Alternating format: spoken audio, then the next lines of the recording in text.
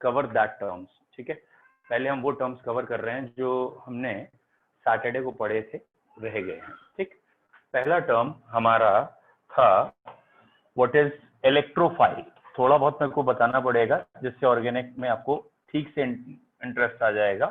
The one is electrophile, ठीक है।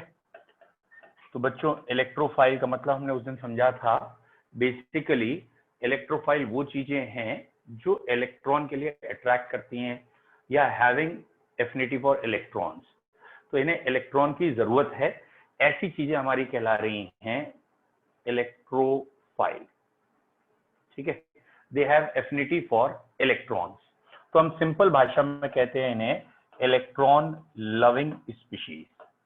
और इलेक्ट्रॉन लविंग की हमने 4 कैटेगरी बना ली थी, बट अब सिंपल भाषा में हमें ये समझना है, एक तो पॉजिटिव चार्ज चीजें इलेक्ट्रोफाइल होती हैं, फर्स्ट इज पॉजिटिव चार्ज। दूसरे इलेक्ट्रोफाइल में वो होते हैं जो इलेक्ट्रॉन डेफिशिएंट हो, जैसे AlCl3 है, BH3 BCl3 है, या कोई फ्री रेडिकल है, ये भी इलेक्ट्रोफाइल होता है। तीसरा इलेक्ट्रोफाइल होते हैं जिनके पास वेकेंट ऑर्बिटल है, जैसे आयरन FeCl3 SiCl4, इनके पास वेकेंट ऑर्बिटल है। और कभी कभी पाई बॉन्ड की क्लीवेज से भी इलेक्ट्रोफाइल बनते हैं, तो SO3। तो ये आपको इलेक्ट्रोफाइल के एग्जाम्पल याद रखने थे।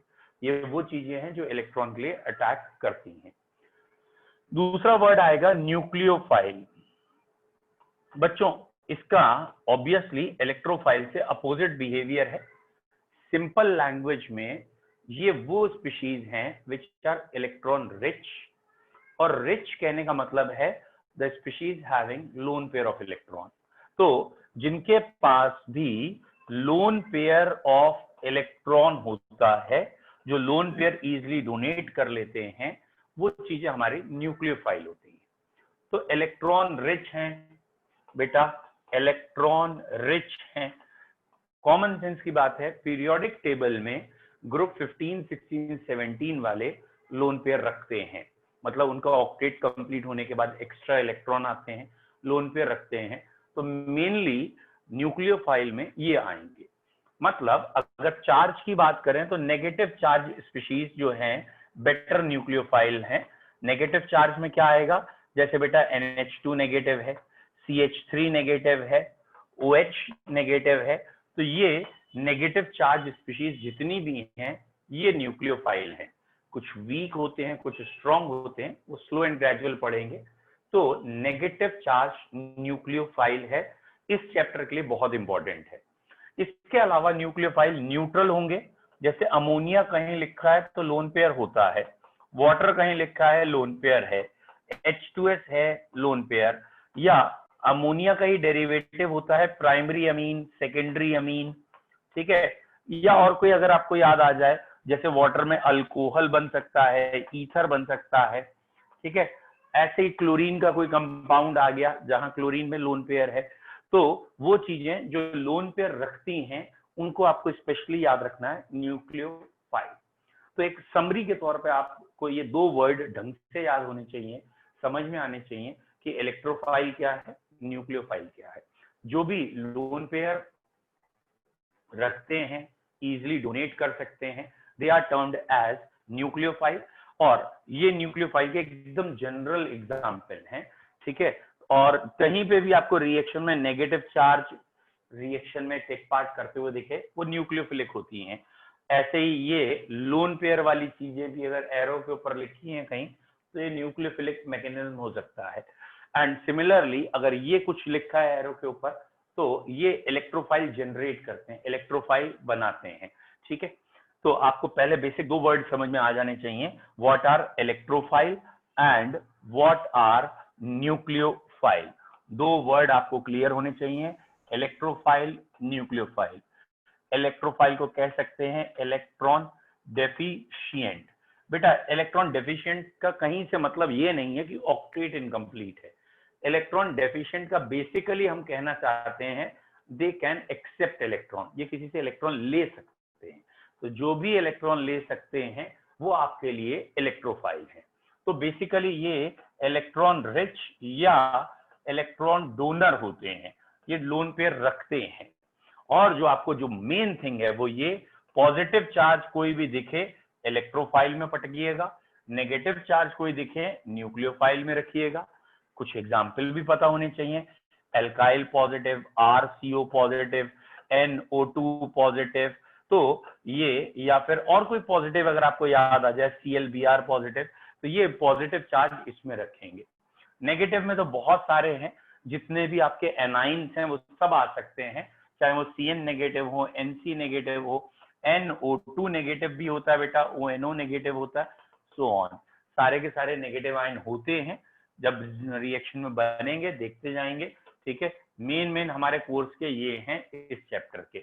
तो जब भी ये नेगेटिव चार्ज आपको दिखे या ये अटैक करते हुए आपको लगे, तो आप इस चीज को कहेंगे न्यूक्लियोफाइल, और जहां जहां आपको लगे कि हाँ भाई पॉजिटिव चार्ज अटैक कर रहा है, इलेक्ट्रोफाइल।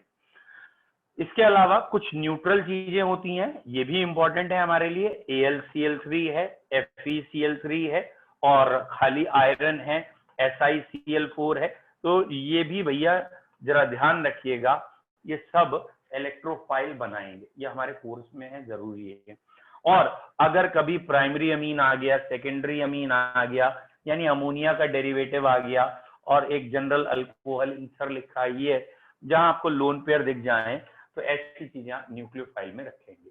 तो बच्चों करना क्या है, ये एग्जाम्पल को मैंने जानबूझ के दोबारा लिखा है, वही चीज मैंने दोबारा लिखी है, क्योंकि जब आप अप्लाई करने जाएंगे, इसको क्वेश्चंस करेंगे, तो आपको वहां डेफिनेशन नहीं लिखनी, वहां क्वेश्चन में देखते पहचानना है भैया इसे इलेक्ट्रोफाइल माने या न्यूक्लियोफाइल माने, उसके हिसाब से रिएक्शन चलानी होती है। तो you have to recognise which is electrophile, which species act as electrophile और न्यूक्लियोफाइल। नेक्स्ट अगली हेडिंग, ठीक है, पहली हेडिंग हमारी हुई थी बेसिकली, मैं एक बार रिपीट जरूर करूंगा, पहली हेडिंग बच्चों हमारी हुई थी बॉन्ड फिशन कितने तरीके का है। ठीक है, तो हमने वहां पढ़ लिया था बॉन्ड फिशन हमारा दो तरीके से था, one is homolytic and other is heterolytic. Homolytic था और हेट्रोलिटिक था। अगर होमोलिटिक था तो हमने कहा था कि वहां फ्री रेडिकल्स बनेंगे, और अगर हेट्रोलिटिक होगा तो वहां आयंस बनेंगे, कैटाइन, एनाइन, ऐसी चीजें बनेंगी। होमोलिटिक में बच्चों हमने कहा था कि जनरली सनलाइट की प्रेजेंस में, पर ऑक्साइड्स की प्रेजेंस में होमोलिटिक होता है। ठीक है, तो जनरली सनलाइट या पर ऑक्साइड होती हैं, या वेरी हाई टेम्परेचर होता है, ठीक है, तो होमोलिटिक होता है। और हेट्रोलिटिक में इन जनरल पोलर सॉल्वेंट होता है, वो पोलर सॉल्वेंट आपका अप्रोटिक या प्रोटिक जैसे चाहे हो सकता है। अप्रोटिक कहने का मतलब प्रोटॉन ना हो, और प्रोटिक मतलब प्रोटॉन प्रेजेंट हो, नॉन पोलर में भी हो जाती हैं। फिलहाल होमोलिटिक में फ्री रेडिकल और हेट्रोलिटिक में आयंस, ये वाला पॉइंट यहां इंपॉर्टेंट था। सेकंड वर्ड हमने पढ़ा इसके बाद कि होमोलिटिक और हेट्रोलिटिक के बाद आज जो एक बार रिपीट कर लिया, इलेक्ट्रोफाइल क्या है, न्यूक्लियोफाइल क्या है। तो इलेक्ट्रोफाइल वो चीजें हैं जिन्हें इलेक्ट्रॉन की जरूरत है। बेसिकली ये हेडिंग है अटैकिंग रिएजेंट क्या है। तो जो अटैक करने आते हैं बच्चों, वो दो तरह के होते हैं, एक इलेक्ट्रोफाइल और एक न्यूक्लियोफाइल। ठीक है, तीसरी छोटी हेडिंग है कि कार्बन का एक इंटरमीडिएट है, जो यहाँ बॉन्ड फिशन के बाद आपको दिखा था, उसका नाम है कार्बोकैटाइन। कार्बन का एक इंटरमीडिएट है कार्बोकैटाइन, यही सबसे दुष्ट आत्मा है। जिस बच्चे को कार्बोकैटाइन बहुत डीप है इसमें, वो अगर समझ में आएगा तो जो अनएक्सपेक्टेड क्वेश्चन है उसमें हेल्प मिलेगी। तो कार्बोकैटाइन क्या है, कार्बन ये था, इसके 4 बॉन्ड बने थे, जैसे हमारा चैप्टर क्लोरीन का या हेलोजन का है, हेलो एल्केन। तो कार्बोकैटाइन कैसे बनेगा, यहाँ किसी की प्रेजेंस की वजह से, टेम्परेचर की वजह से ये दोनों इलेक्ट्रॉन ये लेके चला गया, यानी बॉन्ड टूटा बच्चों हेट्रोलिटिक। और हेट्रोलिटिक बॉन्ड टूटने पे इस कार्बन के पास आ गया प्लस चार्ज और एक ऑर्बिटल हो गया खाली, और क्लोरीन के पास आ गया माइनस चार्ज। कार्बन के पास प्लस चार्ज और क्लोरीन के पास माइनस, ये वाला कार्बन कहलाता है कार्बन का कैटाइन, या इसी को बेसिकली अब कह दिया हमने कार्बोकैटाइन।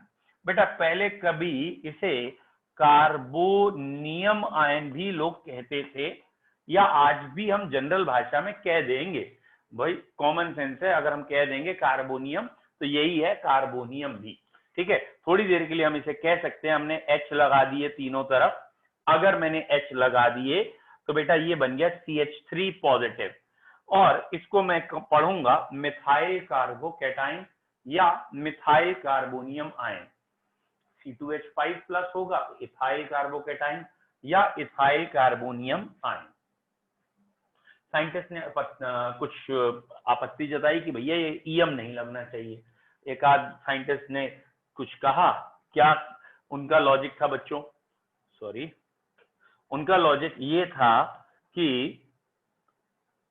बेसिकली उनका लॉजिक ये था कि ये है अमोनिया और ये एक प्रोटॉन लेता है तो बनता है अमोनियम आयन, तो उन्होंने कहा ये मीथेन है, तो बताओ उनके हिसाब से मिथाइल कार्बोनियम आयन ये हुआ, तो अमोनिया से अमोनियम वाला उन्होंने लॉजिक लगाया था।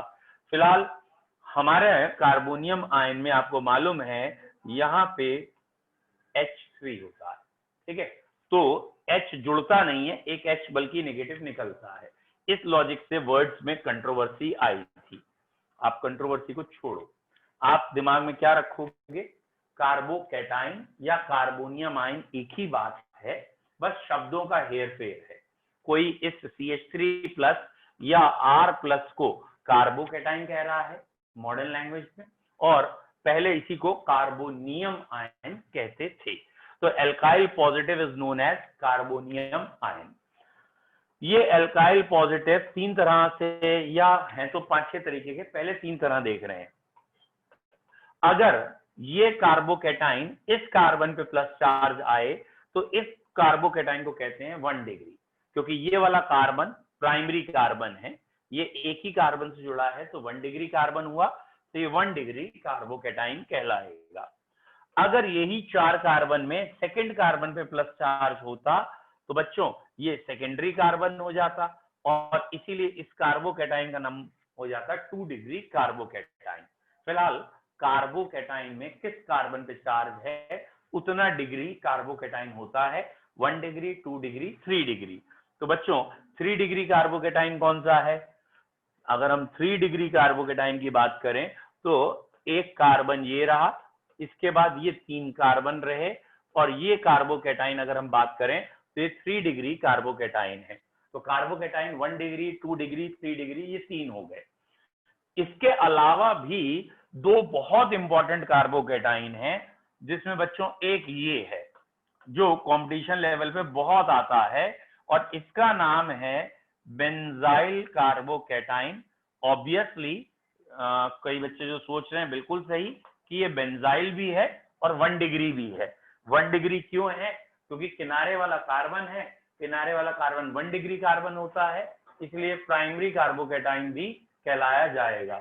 इट इज बेंजाइल कार्बोकैटाइन, और प्राइमरी तो है ही है, लेकिन जरा ध्यान रखना इसे हम जनरल भाषा में बी से लिखते हैं बेंजाइल, ये इंपॉर्टेंट है।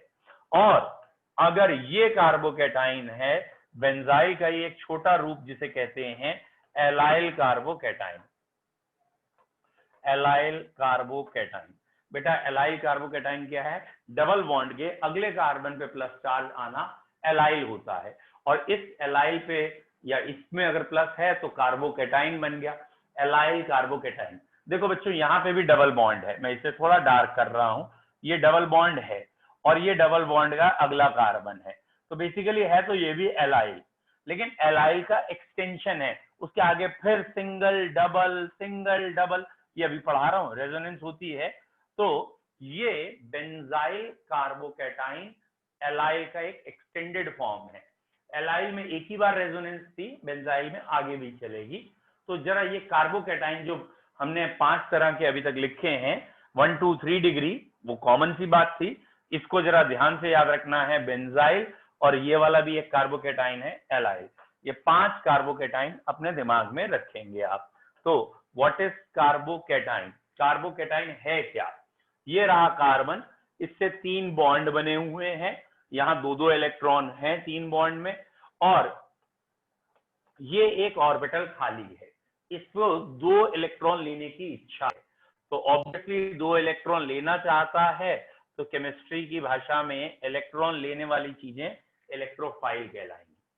और अगर आप कहना चाहें तो इसे लुईस एसिड कह सकते हैं, क्योंकि लुईस की डेफिनेशन में जो भी लोन पेयर लेता है वो एसिड होता है, तो ये लुईस एसिड भी कहलाएगा, इलेक्ट्रोफाइल भी कहलाएगा, बात सही है। इस कार्बन के पास 6 इलेक्ट्रॉन है, 8 नहीं है, मतलब वही ऑक्टेट इनकम्प्लीट है, ठीक है। 6 इलेक्ट्रॉन वाली चीजों का ऑक्टेट पूरा नहीं है, इसीलिए तो ये आए हैं। लेकिन ये 6 इलेक्ट्रॉन 3 पेयर्स में है, तो इसमें बेटा 3 सिग्मा बॉन्ड है, 3 सिग्मा बॉन्ड की हाइब्रिडाइजेशन sp2 होती है और शेप प्लेन ट्रायंगुलर होती है। इसमें 3 सिग्मा बॉन्ड होने की वजह से हाइब्रिडाइजेशन आपको sp2 याद रखनी है। फिलहाल मैं आपको सही बता रहा हूं कि यहां से लेके यहां तक के सारे पॉइंट आप छोड़ दो, कोई समस्या नहीं है। कार्बोकेटाइन के ये सारे पॉइंट आप छोड़ दो, ज्यादा क्वेश्चन नहीं आते। सिर्फ और सिर्फ एक ये ध्यान रखिएगा कि इसे इलेक्ट्रॉन चाहिए, ये इसका फोटो ध्यान रखिए, खाली ऑर्बिटल है, and most important stability order है इसका benzyl allyl 3 degree 2 degree 1 degree.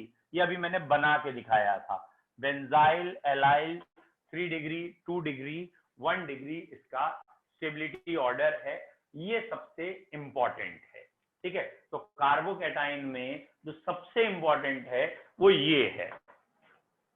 Carbocation का एक और पॉइंट इंपॉर्टेंट है बेटा, वो पॉइंट हायर लेवल का हम कहते हैं, थोड़ा कॉम्पिटिटिव लेवल का कहते हैं, वो 12th लेवल पे नहीं आएगा, नॉट इंक्लूडेड इन 12th है बेटा। कॉम्पिटिटिव पॉइंट कार्बोकेटाइन का है कि if carbocation formed as intermediate, अगर किसी रिएक्शन में कार्बोकेटाइन बन गया है इंटरमीडिएट, अगर ये कार्बोकेटाइन बन गया है इंटरमीडिएट, देन उसके बाद देन फर्स्ट इट स्टेबलाइजेस, अगर हो सकता हो तो ये पहले स्टेबलाइज होता है, देन रिएक्शन प्रोसीड। बेटा ये रिएक्शन डायरेक्ट नहीं चलती, पहले ये स्टेबल होता है फिर रिएक्शन आगे चलने देता है। अगर किसी रिएक्शन में, ये बहुत इंपॉर्टेंट पॉइंट है, और जहां जहां कॉम्पिटिशन लेवल में ना क्वेश्चन कुछ और आंसर कुछ और हो जाता है, कि क्वेश्चन दिख तो रहा था सिंपल और बाद में चेन ही बदल गई, तो वो इस नाटक की वजह से है कि अगर जैसे मैंने अभी आपको 1 मिनट पहले, अगर आपको ध्यान हो, बताया था बेटा, क्या बताया था 1 मिनट पहले, कि ये स्टेबिलिटी है Ba321 benzyl allyl tertiary secondary primary, ध्यान रखना है ना, ये अपने दिमाग में रखिएगा। अब बच्चों मैं यहाँ पे आपको इस पॉइंट को एक्सप्लेन कर रहा हूँ एकदम सिंपल से। ये है बेंजीन की रिंग, ठीक है, और 12th वाले बच्चे जो प्योर 12th कर रहे हैं वो अगर नहीं भी फोकस करेंगे तो चलेगा, उनके लिए कोई दिक्कत नहीं है, ठीक है। ये बेंजीन की रिंग है, ये लगा है आपका एल्कीन CH2, और इस CH2 के बाद बेटा यहां लगा है CH2, ठीक है, या CH कर लेते हैं इसे, यहां लगा है CH डबल बॉन्ड CH2, ये आ गई एक एल्कीन, तो इसमें तो कोई दिक्कत ही नहीं है। और हमने जो रिएक्शन पढ़ रखी है मैं वही समझा रहा हूं आपको, ठीक है। ये क्वेश्चन है कि ये एक एल्कीन है, इसकी रिएक्शन HCl से कर रहे हैं, ठीक है, मार्कोनिकॉफ। तो अगर इसकी HCl से रिएक्शन करें और आपसे कहें प्रोडक्ट बताओ, तो मैक्सिमम बच्चों का जो आंसर आएगा, मैक्सिमम का कह रहा हूं, वो ये आंसर एग्जाम में टिक कर आएंगे या ये आंसर एग्जाम में लिख के आएंगे कि यहाँ Cl लगा दो, यहाँ H, क्योंकि उन्होंने मार्कोनिकॉफ में पढ़ाई ये है कि यहाँ पे H2 है, यहाँ H1 है, जहां H कम होता है वहां नेगेटिव पार्ट जाता है। ये मार्कोनिकॉफ बेसिक है, गलत भी नहीं है, बट यहाँ ये आंसर गलत है। इसका कारण बच्चों ये है, ये आंसर गलत क्यों है, बेसिकली ये मैकेनिज्म थी कार्बोकेटाइन, यहां पहले अटैक करने आता है H आयन। बेटा H आयन यहां अटैक करेगा। कहां अटैक करेगा? H आयन यहां। यानी इस बॉन्ड को अपने दिमाग में तोड़ो प्लस और माइनस में, एक तरफ माइनस साइन, एक तरफ प्लस। एग्जाम में नहीं दिखा सकते किसी नोट या एग्जाम कॉपी में लिख के कि एक तरफ माइनस प्लस, क्योंकि केमिस्ट्री का रूल है लगातार दो एटम पे अगर दो अपोजिट चार्जेस हैं तो जुड़ के बॉन्ड बन जाएंगे। तो अगर ये दो चार्जेस यहां दिख रहे होते तो बॉन्ड बन गया होता। फिलहाल मैंने ये इलेक्ट्रॉन इधर भेजे हैं और इसलिए ये सिंगल बॉन्ड हुआ और इस नेगेटिव पे H प्लस जाके जुड़ गया। इस नेगेटिव पे H प्लस जुड़ गया बेटा, और H प्लस जुड़ते ही इस पे प्लस चार्ज आ गया, इस कार्बन पे प्लस चार्ज आ गया। ये वाला कार्बन इस समय ध्यान से देखो तो 2 डिग्री है, ये वाला कार्बन इस समय 2 डिग्री है। और अगर मैं यहां से ये वाला H उठा के यहां भेज दूं, अगर मैं H यहां से यहां भेज दूं तो ये वाली चीज बनेगी। इसे कहते हैं हम हाइड्राइड शिफ्ट, इसे हम कहते हैं हाइड्रोजन का शिफ्ट, हाइड्राइड शिफ्ट। और ये वाला कार्बोकेटाइन कौन से डिग्री का है? एक आध बच्चे को दिख गया होगा गारंटेड कि ये कार्बोकेटाइन 2 डिग्री का है, लेकिन ये कार्बोकेटाइन बेंजाइल है और बेंजाइल की स्टेबिलिटी बहुत ज्यादा है। अभी मैंने आपको दिखाया था बेंजाइल लीड कर रहा है, फिर एलाइल है, फिर 3-2-1 है। तो अगर किसी रिएक्शन में कार्बोकेटाइन बन गया है तो बेटा वो कार्बोकेटाइन अगर स्टेबल हो सकता हो तो स्टेबल होगा, लेकिन ये स्टेबल मतलब ये है 2 डिग्री और अगला वाला है बेंजाइल, इससे ज्यादा स्टेबल है, कभी जंप होगा। ये संभव नहीं है कि ये 2 डिग्री है और इधर 1 डिग्री है तो जंप करा दें और कहें शायद बाद में स्टेबल होगा। वो बाद का कोई वो नहीं है, मतलब यहाँ नगद का काम है, उधार का नहीं है। मतलब अगले स्टेप में फायदा हो रहा होगा तो स्टेबल हो जाएगा। दैट मीन्स ये 2 डिग्री है, अगले स्टेप में ये 2 डिग्री से ज्यादा स्टेबल होगा तभी जंपिंग होगी, अदरवाइज जंपिंग नहीं होगी। और इस जंपिंग को कहते हैं 1-2 हाइड्राइड शिफ्ट। ये होती है 1-2 हाइड्राइड शिफ्ट, जो सिर्फ और सिर्फ कंपटीशन में आपको करनी होगी। और यहाँ पे इस पोजीशन पे अब बच्चों Cl आके जुड़ेगा, यानी इसका जो फाइनल आंसर होगा वो ये आएगा, बेंजीन CHCl और फिर CH2 फिर CH3। और उन बच्चों का आंसर गलत हो जाएगा जो बच्चे सिंपल मार्कोनिकॉफ, मतलब नेगेटिव वहां जहां हाइड्रोजन कम रट के बैठे हैं, वो कंपटीशन में धोखा खा जाएंगे। और ऑब्वियसली 12th स्टैंडर्ड में तो ऐसा क्वेश्चन एक्सपेक्ट कम करते हैं। ठीक है, अगेन एक और क्वेश्चन बता रहा हूं। चलिए बेटा, मैं 1 मिनट का पहले ब्रेक लूंगा। एक्चुअली ब्रेक मुझे नहीं चाहिए, एक्चुअली मैं चाहता हूं जितना आज हुआ है एक बार आप रिपीट या उसका रिवीजन देख लें।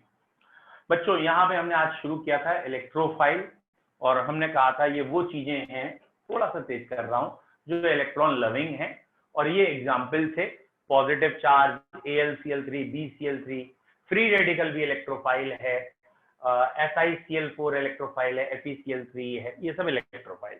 फिर हमने कहा लोन पेयर वाली चीजें न्यूक्लियोफाइल होती हैं, जो इलेक्ट्रॉन रिच होती हैं। ये नेगेटिव चार्ज वाले भी हो सकते हैं, भैया नेगेटिव चार्ज को जरा ध्यान से याद रखेंगे, ये न्यूक्लियोफाइल है। अब ammonia, water, H2S lone pair वाले भी न्यूक्लियोफाइल हैं। फिर हमने दोबारा कहा भैया देख लो, फिर से याद रखो इलेक्ट्रोफाइल क्या है, न्यूक्लियोफाइल क्या है। जिनके पास इलेक्ट्रॉन लेने की इच्छा है इलेक्ट्रोफाइल, जो इलेक्ट्रॉन देने की इच्छा रखेंगे न्यूक्लियोफाइल। सारे पॉजिटिव चार्ज इलेक्ट्रोफाइल में आएंगे। ये गलती पकड़ में आई, यहाँ पॉजिटिव चार्ज लिखना था, रोको इसे, रोको रोको, यहाँ पे हमें इसे क्या शो करना था, बेबी बेबी बेबी कहाँ गए? अरे यार, अब इसमें मुझे लिखना नहीं आता बच्चों, यार समझ लेना ये गलती हो गई मुझसे। यहाँ RCO पॉजिटिव दिखाना था, क्योंकि अगर नेगेटिव दिखाएंगे तो वो इधर आएगा। सॉरी फॉर दैट, क्यों नहीं आ रहा ये मैं भूल गया, नहीं अब आ जाएगा। यस, ठीक है, तो भाई ठीक है। तो ये आपको बच्चों येलो ही था यार, हाँ ये प्लस आना था। ठीक है, थोड़ी लीपापोती की है तो गड़बड़ तो हो गई, चलो हटो, वो बाद में देखेंगे। ठीक है, प्ले हो गया? चल रहे हो नहीं चल रहे हो? तुम नहीं चल रहे हो, चलो अब चल रहे हो। ठीक है, तो नेगेटिव चार्ज वाले बेटा न्यूक्लियोफाइल, और ये न्यूट्रल के एग्जाम्पल हैं। तो एक थोड़ा सा ध्यान रखना है कि कभी भी नेगेटिव चार्ज आए तो न्यूक्लियोफाइल। ये बॉन्ड फिशन से रिवाइज कराया, होमोलिटिक होता है, हेट्रोलिटिक होता है। ठीक है, होमोलिटिक फ्री रेडिकल बनाएगा, हेट्रोलिटिक आयंस बनेंगे। ठीक है, चेक करिए।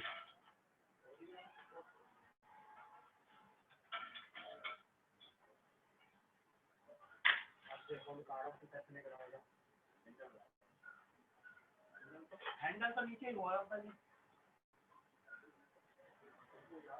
हमने हिंग रखा था या नहीं?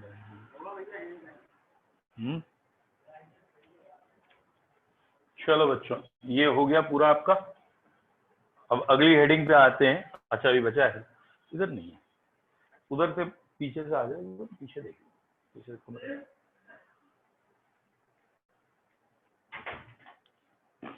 ठीक है बच्चों, तो अब ये हुआ आपका carbocation. Carbocation 1 degree, 2 degree, 3 degree हो सकता है। और ऑब्वियसली इसके अलावा भी बेंजाइल और एलाइल हैं, जिन्हें स्पेशली याद रखिएगा। बेंजाइल के भी ऊपर स्टेबल होते हैं, लेकिन अभी हमारे लेवल में बेंजाइल एलाइल हैं। आईआईटी एडवांस लेवल में हम इससे भी ऊपर के कार्बोकेटाइन बनाते हैं, अभी इतना देखना था आपने। ठीक है, तो ये तो हो गया भैया अभी तक का। चलो भैया तुम निकलो। अच्छा अभी नहीं निकलोगे, ठीक है रुक जाओ भैया। भाई इसके बाद फिर हमने पढ़ा था इलेक्ट्रोफाइल क्या है। कार्बोकेटाइन को पढ़ रहे हैं बेसिकली।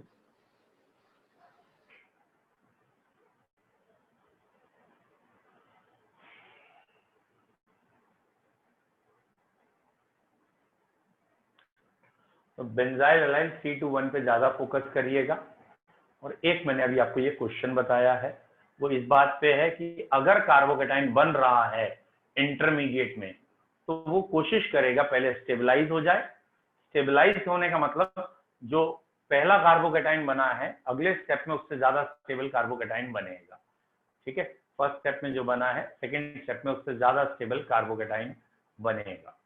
तो अगर ये आप आंसर लगा देंगे डायरेक्ट मार्कोनिकॉफ से, तो भैया गलत होगा।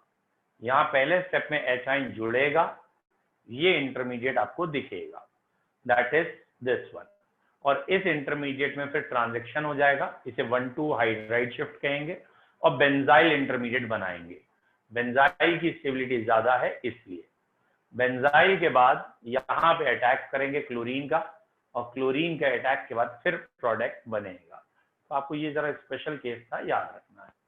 नेक्स्ट, अब ये वाला क्वेश्चन तो हमारे लिए बहुत आसान हो जाना चाहिए बच्चों। ये 12th स्टैंडर्ड का क्वेश्चन है। ये बेंजीन रिंग है, ये एक तरीके से एल्कीन हमने ये हमने एल्कीन है, और इसमें मैंने जानबूझ के बीच में जहां डबल बॉन्ड है, इधर भी एक एच इधर भी एक एच, बराबर ही रखे हैं भाई। और अब हम कह रहे हैं HCl अटैक करने आया है। बेटा अब जरा आप खुद बनाइए, और ऑब्वियसली कार्बोकेटाइन की स्टेबिलिटी बनानी है और प्रोडक्ट बताना है। कहाँ Cl जाएगा? सिंपल मार्कोनिकॉफ कोई लगाने की सोचेगा तो थोड़ा कंफ्यूज होगा। वो कंफ्यूज क्या होगा कि ये भी एक ही एच है, ये भी एक एच है, तो कहाँ अटैक कराएं Cl का? वैसे तो कहा जाता है negative part goes to that double bonded carbon which has less hydrogen. अब बच्चे यहाँ और यहाँ बराबर हाइड्रोजन, लेकिन ये सरल क्वेश्चन है और कई बच्चों ने कर लिया होगा।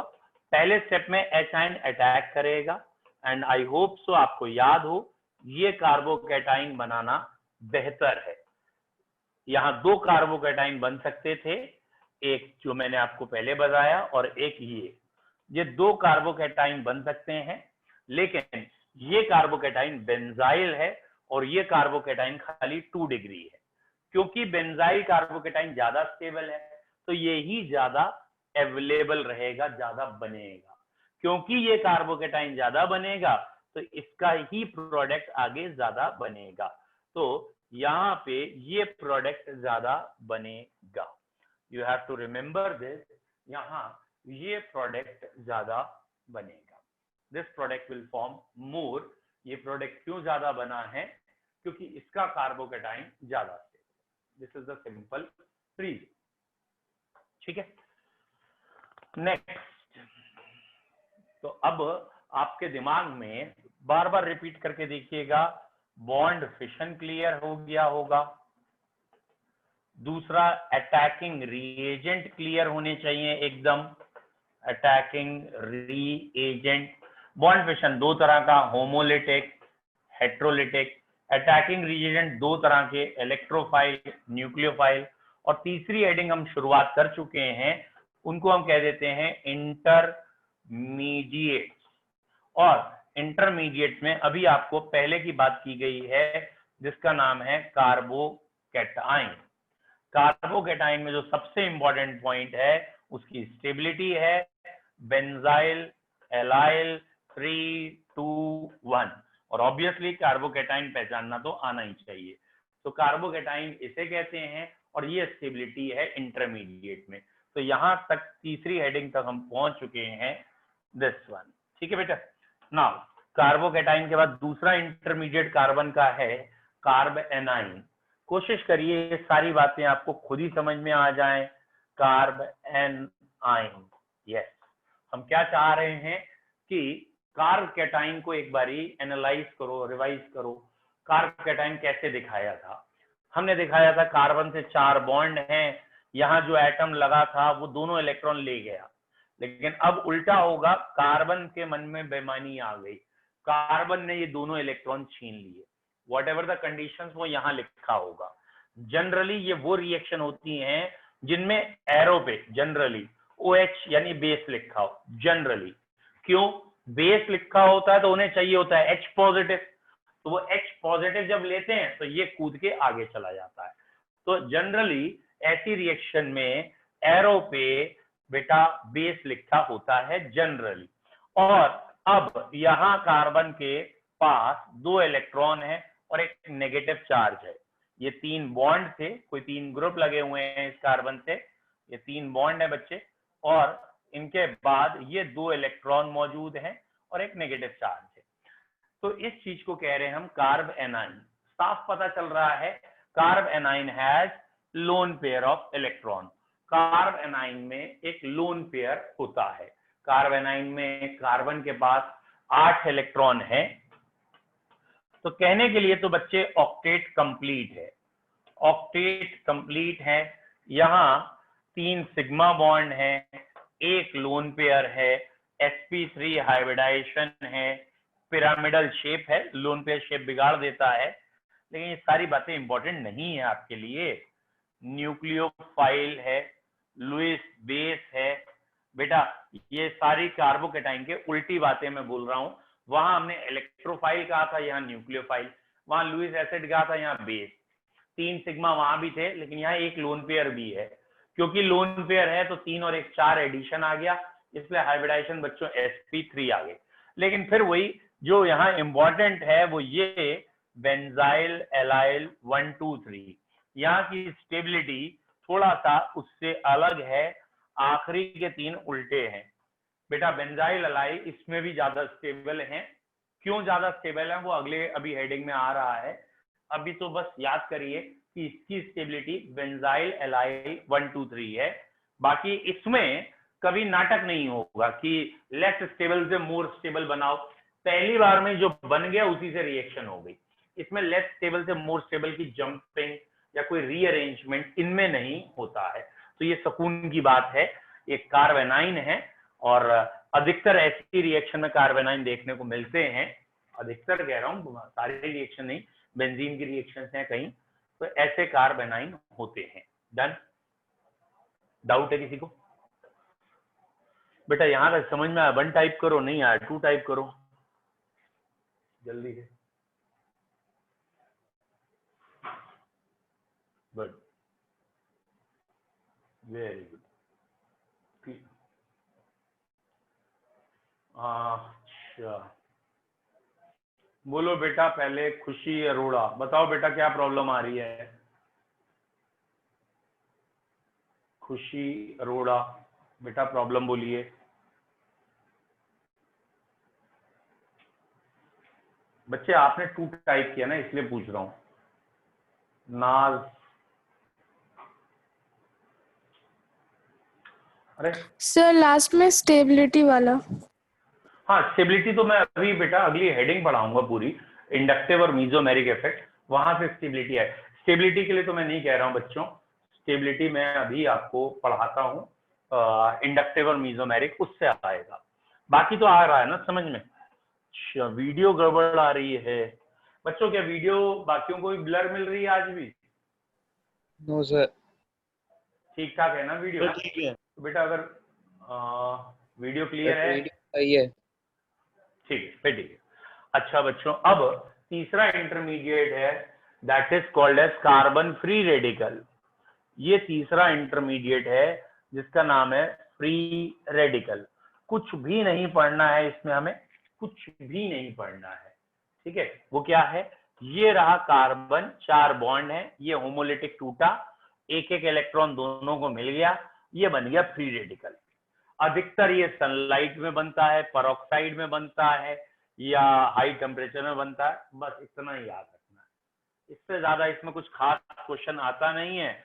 और फ्री रेडिकल भी, क्योंकि ये है भैया तो इलेक्ट्रोफाइल का ही, मतलब कार्बोकेटाइन का, इलेक्ट्रॉन की कमी से ये भी गुजर रहा है, और जो जो इलेक्ट्रॉन की कमी से गुजर रहे हैं उनका स्टेबिलिटी ऑर्डर सेम रहेगा। तो यहाँ भी Ba321 है, क्योंकि यहाँ कार्बन के पास 7 इलेक्ट्रॉन हुए, 8 नहीं, तो यहाँ पे भी Ba321। और वेरी गुड, स्टेबिलिटी ऑर्डर आप लोग पूछ रहे हो कैसे आया। अब हमें इसके लिए लास्ट 2 हेडिंग पढ़नी है बस, इसके बाद शॉर्टकट में 2 हेडिंग पढ़नी है, जिसको हम कह देते हैं इफेक्ट या इलेक्ट्रॉनिक डिस्प्लेसमेंट। बेटा इफेक्ट या इलेक्ट्रॉनिक डिस्प्लेसमेंट 2 पढ़े जाएंगे, एक कहलाएगा इंडक्टिव और एक कहलाएगा मीजोमेरिक, ठीक है। और मीजोमेरिक के अंदर एक और होता है हाइपर कंजुगेशन। तो बेसिकली ये 3 इफेक्ट्स और पढ़ेंगे हम। इतना बेसिक मैं आपको और पढ़ाऊंगा इसी बैच में सभी बच्चों को, ठीक है। तो एक दिन नहीं तो 2 दिन, इससे ज्यादा नहीं लगेगा, लेकिन आपका बेस फिर क्लियर होगा। फिर मैं जब इन सारी चीजों को मिलाऊंगा, जो मैं बार बार रिपीट कर रहा हूं, bond fission, attacking reagent, intermediate, effect, ये चारों चीजें जब मैं मिला दूंगा तो ऑर्गेनिक 100% स्मूथली समझ में आएगी। तो टफ क्वेश्चन जितने भी ऑर्गेनिक के हैं वो भी आएंगे, ठीक है बच्चों। आज थोड़ा सा लेट हो गया था यार मैं, चलिए अभी तो टाइम नहीं है, ठीक है, आज इतना ही रखते हैं, कल का सेम टाइम है। Okay, have a nice time. Thank you sir. Thank you sir. Thank you sir. जो